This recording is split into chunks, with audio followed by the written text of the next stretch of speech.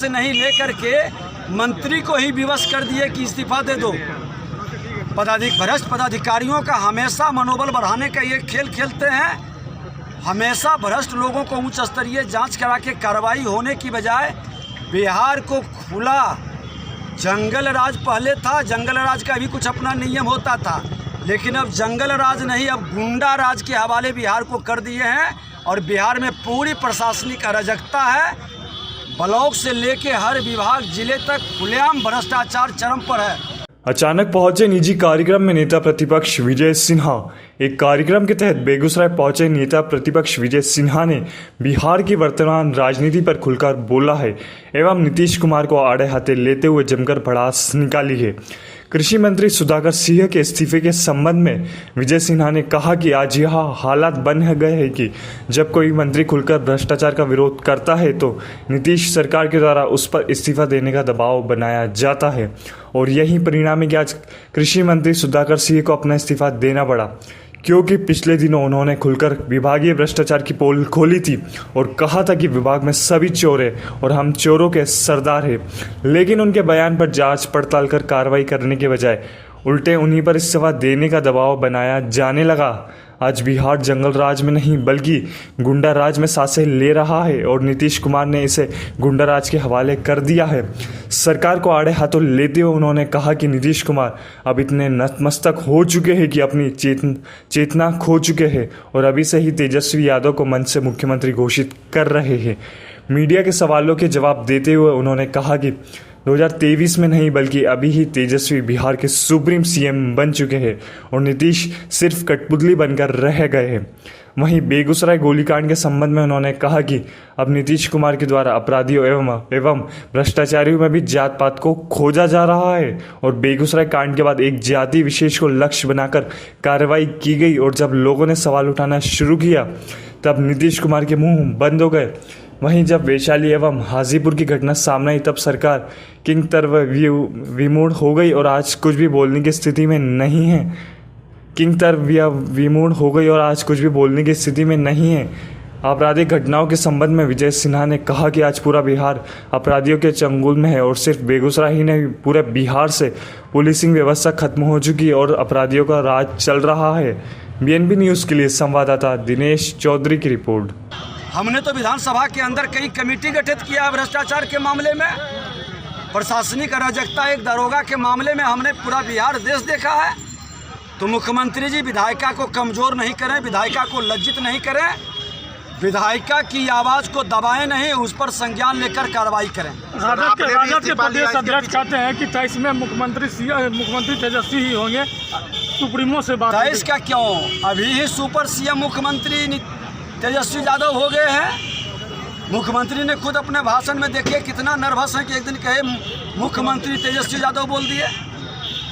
तो वो तो नर्वस हो चुके हैं। बिहार को राजनीतिक और अस्थिरता का वातावरण बनाने के लिए और बिहार को गुंडों के हवाले करने के लिए बिहार की जनता इन्हें माफ़ नहीं करेगी, बहुत जल्द इनको सजा देगी। बिहार में पहली बार सरकार बनते ही बेगूसराय में सबसे बड़ा हमला हुआ, गोलीकांड का ऐलान किया गया। बिहार गोलीकांड को आतंकवादियों के स्वरूप में जो गोलीकांड हुआ है उसमें इन्होंने जाति का एंगल लिया।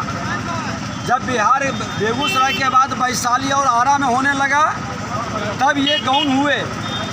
जब आपकी मानसिकता अपराध में भी जाति खोजने लगे, भ्रष्टाचार में भी जाति का वातावरण बनाए, तो इतने छोटे हृदय से बड़ा सपना साकार नहीं होता है। मुख्यमंत्री जी, बिहार की जनता का इकबाल आप खो दिए हैं और बिहार के लोग का विश्वास अब आप पर नहीं रहा है। आपको नैतिकता के आधार पर इस्तीफा देना चाहिए और बिहार में फिर से चुनाव करके जनादेश प्राप्त करिए।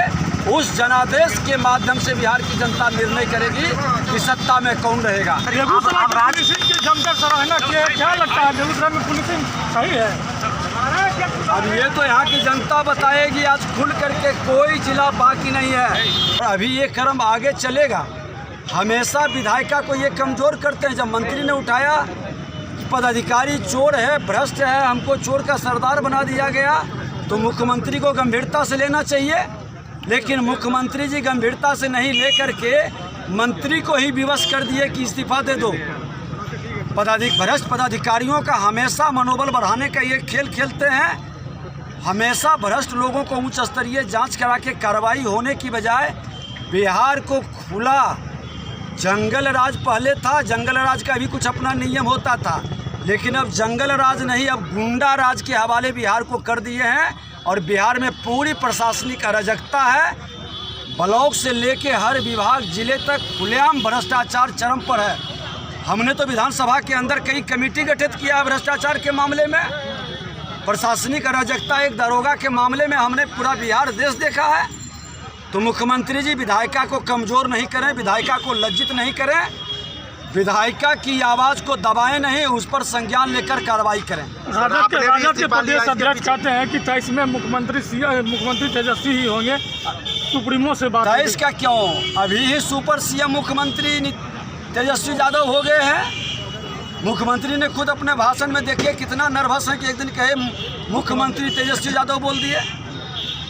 वो तो नर्वस हो चुके हैं। बिहार को राजनीतिक और अस्थिरता का वातावरण बनाने के लिए और बिहार को गुंडों के हवाले करने के लिए बिहार की जनता इन्हें माफ़ नहीं करेगी।